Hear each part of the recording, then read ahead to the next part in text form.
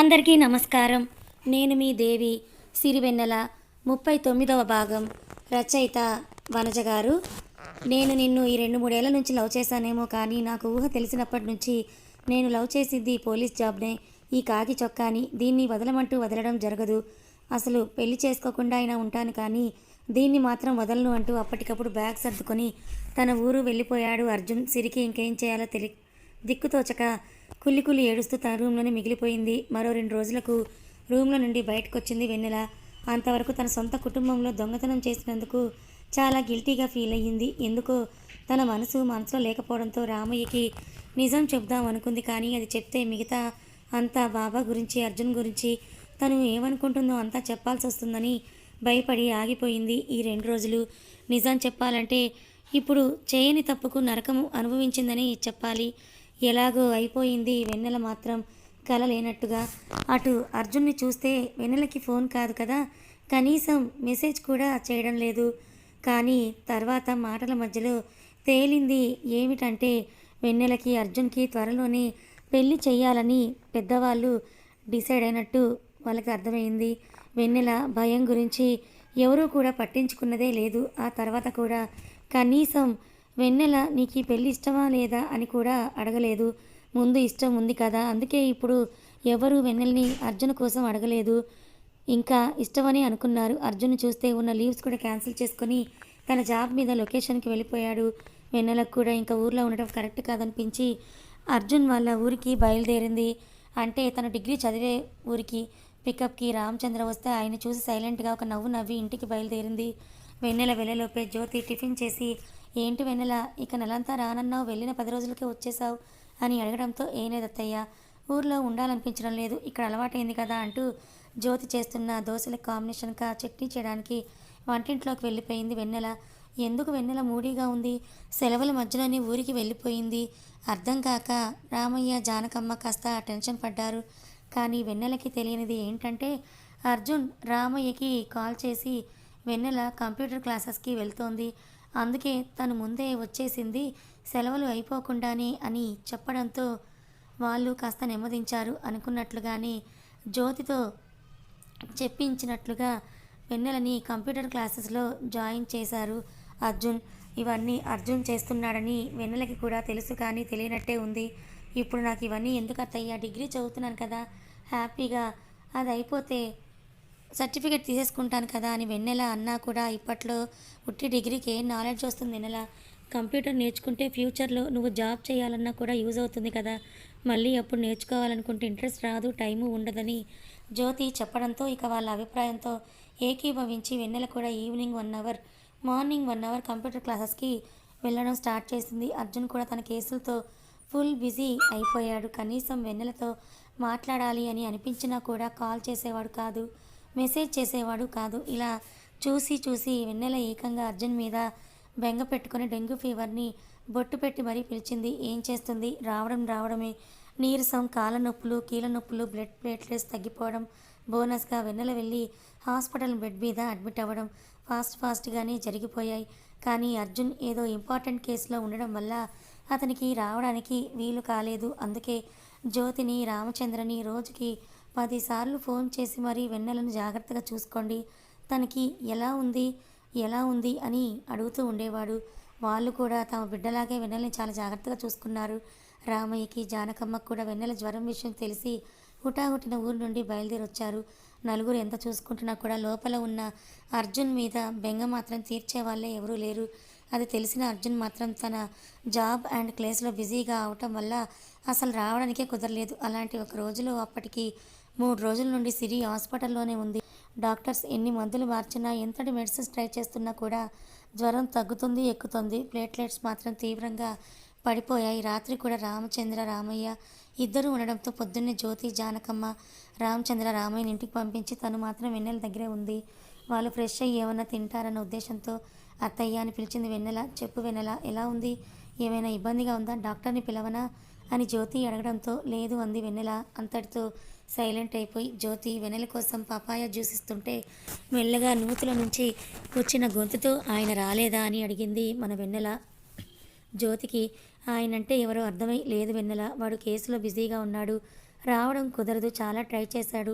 ఈ 3 రోజుల నుండి వాడు నిన్ను చూడకుండా ఎంత సఫర్ అవుతున్నాడో వాడి మాటల్లో నాకు అర్థమైంది. కానీ ఏం చేస్తాం? పోలీస్ జాబ్ అంటే అలాంటిదే కదా! ఇంట్లో వాళ్ళకంటే ముందు సమాజం సేవ చేయాలి. వాళ్ళని కాపాడాలి అని అంటూ జ్యోతి ఇంజెక్షన్ వేయడానికి నర్సుని తీసుకొస్తానంటూ బయటకు వెళ్ళిపోయింది. తన ఫోన్ ఎక్కడుందో, అసలు బ్రతికుందో చచ్చిపోయిందో కూడా తెలియదు. అందుకే కష్టంగా వంగి జ్యోతి ఫోన్ టేబుల్ మీద నుంచి తీసుకొని అర్జున్ నెంబర్కి డయల్ చేసింది. చేద్దామా వద్దా, చేద్దామా వద్దా అంటూ ఇలాగే ఒక 5 నిమిషాలు నెంబర్ని టైప్ చేసి డిలీట్ చేస్తూ ఒక ఆట ఆడుకొని చివరికి తన మనసు మాట విని అర్జున్కి కాల్ చేసింది వెన్నెల. అటువైపు నుండి మమ్మీ సిరికి హెల్త్ ఎలా ఉంది, తగ్గిందా, ఏమైనా చెప్పారా డాక్టర్స్? చాలా ఆత్రంగా చాలా బాధగా అడిగాడు అర్జున్.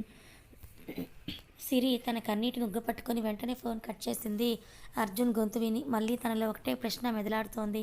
దానికి ఆన్సర్ చేయాలా వద్దా అనేది వెన్నెలకి అర్థం కావడం లేదు. అర్జున్ ఫోన్ సడన్గా కట్ అయిపోవడంతో పదే పదే ట్రై చేస్తున్నాడు. కానీ వెన్నెల ఫోన్ని కట్ చేస్తూనే ఉంది. ఇక ఇలా కాదని అర్జున్ ఎందుకు ఫోన్ కట్ అయ్యిందో ఒక్క నిమిషం ఆలోచించి ఆ కాల్ వెన్నెలనే చేస్తుంటుందని మ్యాక్సిమం గెస్ చేస్తూ ఈసారి వాట్సాప్లో వీడియో కాల్ చేశాడు. నార్మల్ ఆడియో కాల్స్ అయితే వెంట వెంటనే కట్ చేస్తున్న వెన్నెల వీడియో కాల్ అవ్వడంతో అర్జున్ని చూడాలనిపించి మనసు పీకుతుండడంతో వెంటనే లిఫ్ట్ చేసింది. అతన్ని చూసి చూడగానే గుక్క తిప్పుకోకుండా మరీ గట్టిగా ఏడ్చేసింది. ఎంతగా అంటే చేతికి పెట్టిన క్యాచ్వల నీడిల్ కూడా గుచ్చుకొని పక్కకి జరిగి బ్లీడింగ్ అయ్యేంతగా వెక్కిళ్ళు పెడుతూ మరీ ఏడుస్తూ ఉంది. అర్జున్కి ఏదో చెప్పాలని ట్రై చేస్తుంది. కానీ నీరసం వలనో అర్జున్ని చూశానన్న ఆనందం వలనో మాట బయటకి రాలేదు. ఆమెను అలాంటి సిచ్యువేషన్లో చూసి అర్జున్కి కూడా చాలా ఏడుపు వచ్చేసింది. కానీ కంట్రోల్ చేసుకుని ఏ సిరి ఏడవకు, కళ్ళల్లో నీళ్ళు వచ్చాయంటే చంపేస్తా అని అరిచాడు. తనకు వస్తున్న కన్నీళ్లను కంటి వెనకే ఆపేస్తూ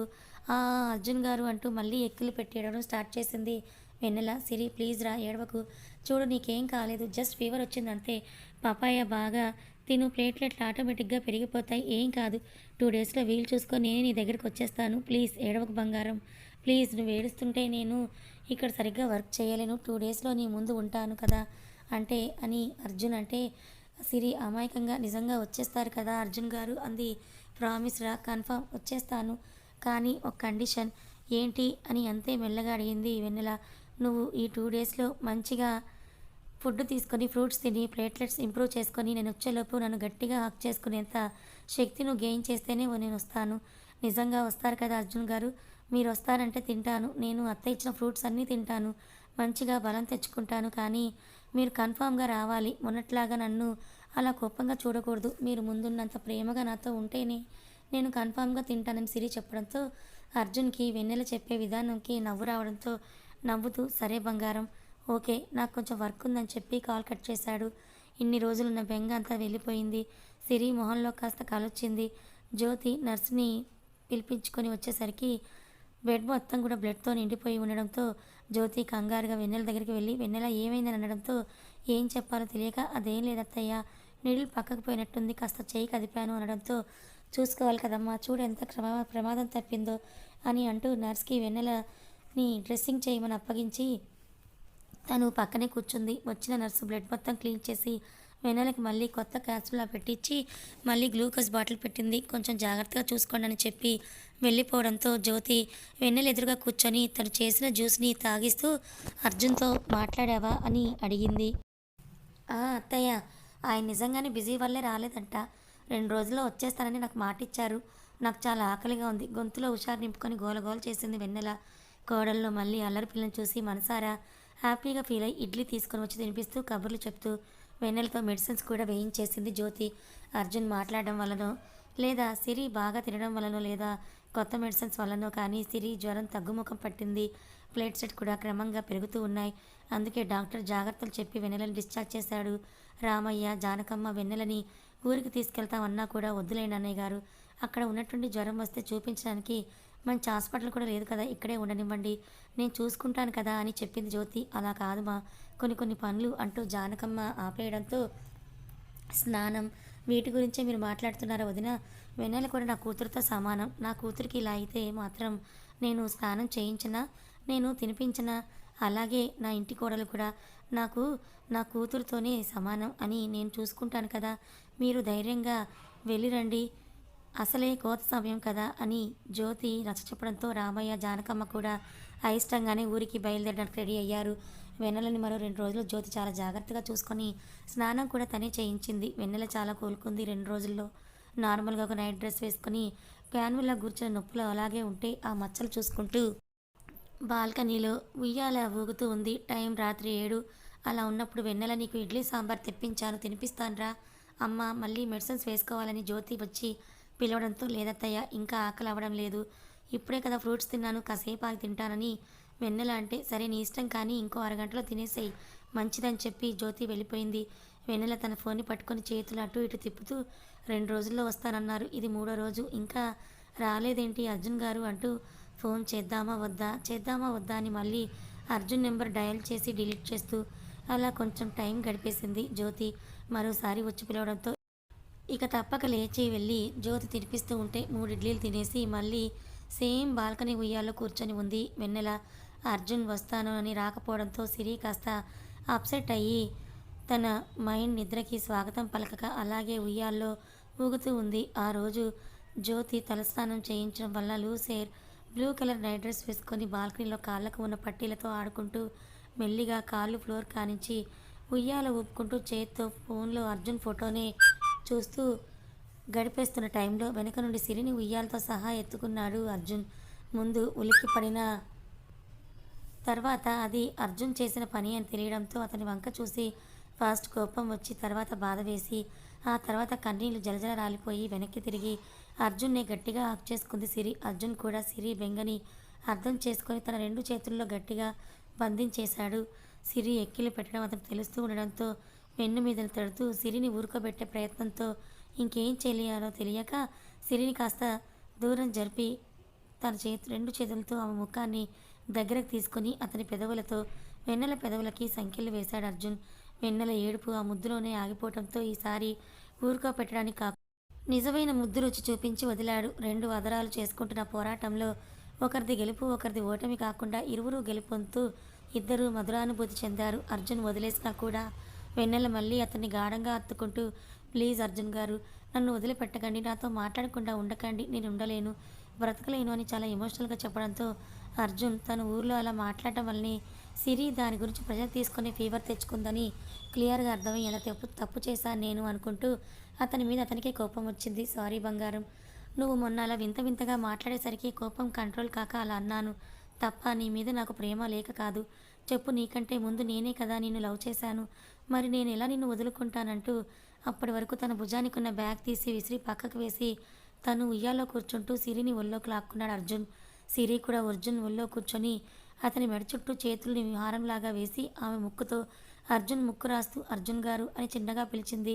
హా సిరి అంటూ వెన్నెల శరీర పరిమళాన్ని ఆస్వాదిస్తూ మెల్లగా పలికాడు అర్జున్.